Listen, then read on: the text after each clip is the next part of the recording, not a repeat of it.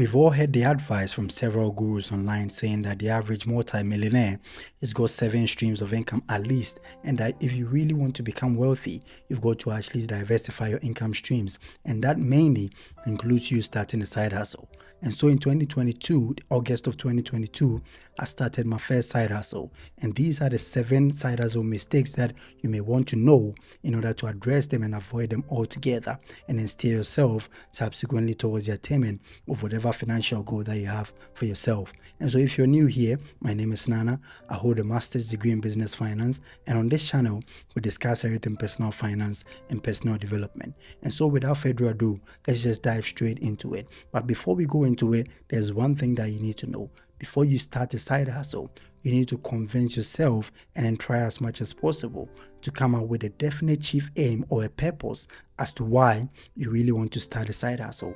In today's day and age, if I were to start a new side hustle, it would be because of one of 2 reasons. That is, one, because most companies out there are actually resorting to AI automation, in that they're employing the services of AI to do several things along the production lines that several companies have. And that means that in the near future, holding all other factors constant, several millions of people would actually be rendered jobless because their skills will be rendered obsolete because of AI automation. And so one of the first reasons why I may want to start a side hustle is to actually diversify my income streams, so that in the case where I lose my job, like most people are already losing due to AI automation, I may actually have something to fall back on financially. Secondly, it might also be because of, that security and that freedom that comes with you having to have something on the sides that actually brings in money at the end of the day. And so without further ado, let's go to the 7 mistakes that you may want to avoid if you truly wish to start a side hustle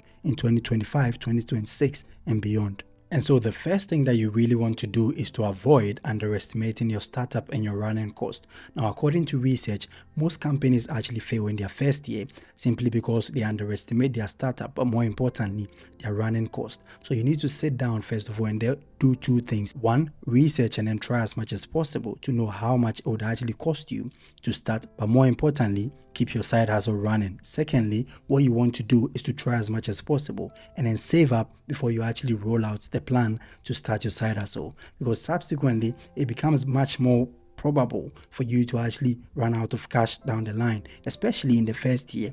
And that was what I was faced up when I actually started my side hustle, because I was sourcing products from Alibaba in China and then shipping them from China to the UK before I prepped them and then sold them. So what you want to do is to actually sit down, try as much as possible, and know how much it would cost you to start your side hustle. If your side hustle is about content creation, you might want to watch several videos on YouTube as to how much it would actually take you to start up with an entry-level camera or probably a microphone or anything of the sort, and that really helps you to actually avoid the stress that will subsequently emanate as a result of you having to start your first side hustle.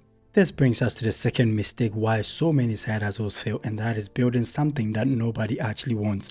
Now, as a matter of fact, I wouldn't recommend anyone going in there with a first side hustle and it being actually sourcing physical products unless you have a chunk of money actually saved up to do that. What I actually recommend instead is you providing a service, and in exchange of that service or that provision, people actually give you money. That is the easiest way for you to actually avoid having to invest so much money or a huge lump sum upfront and then subsequently struggling to make that money back. So what you can do is to try as much as possible to talk to probably about 20 friends or 20 family people and then ask them, if I were to roll out this, or if I were to develop this product, would you pay me for it? And then ask them to be very, very sincere.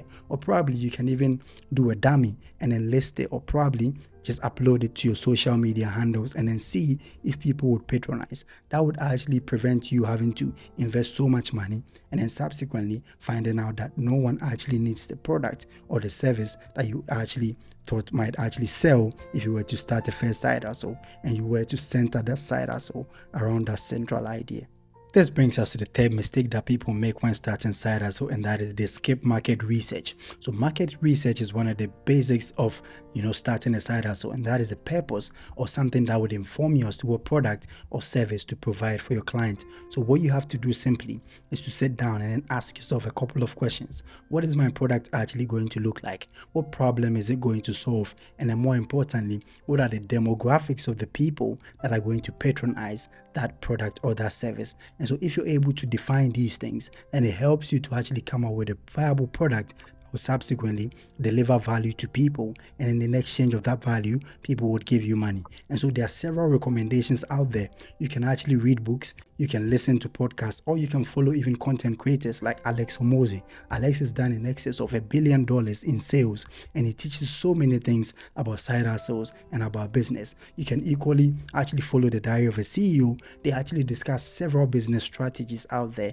and coming out with a viable product that people will subsequently patronize. And that would actually ensure that your livelihood or your income is also diversified, thereby protecting you against AI automation in the near future altogether.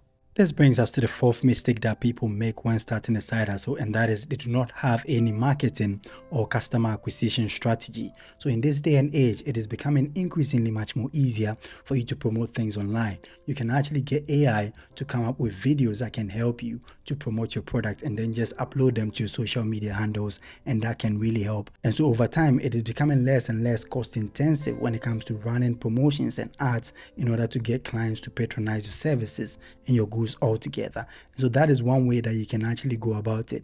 You can run several promotions using your social media handle. People may come across that and then patronize whatever service or whatever good that you may have. So you don't have to actually just ghost out on having a promotion strategy. That is very, very important if you really want to see success in your side hustle altogether.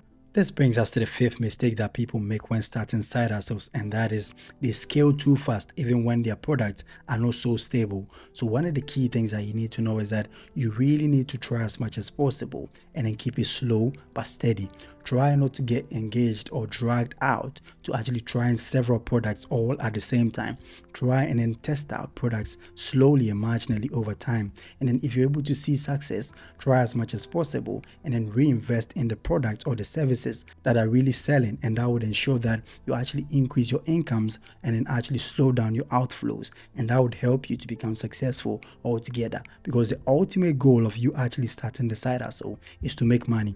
So try as much as possible not to invest so much money up front, and then make sure that you marginally increase your ability to become successful by introducing several marginal strategies and products down the line, and not all at once, which also increases your chances of seeing several failure along the line or plunging your business further into debt. This brings us to the sixth reason why people fail in their side hustles, and that is simply because they treat their side hustles as a hobby. So if you really want to become successful by way of starting and then actually scaling up a side hustle, what you really want to know is that you really have to attach that level of importance and that seriousness to your side hustle. Because like I always tell people, your side hustle at some point becomes your baby. You've got to feed it in order for it to grow. And so if you starve it, then definitely you're not going to see that growth or the development that you want to see insofar as your side hustle is concerned. So try as much as possible and then be dedicated and committed to that goal of scaling it up and then ensuring that it becomes subsequently successful down the line. And that can only be done through consistency and patience. This brings us to the last reason why people fail with their side hustle, and that is simply because they give up way too soon. And that is one of the key reasons why most people fail generally in life.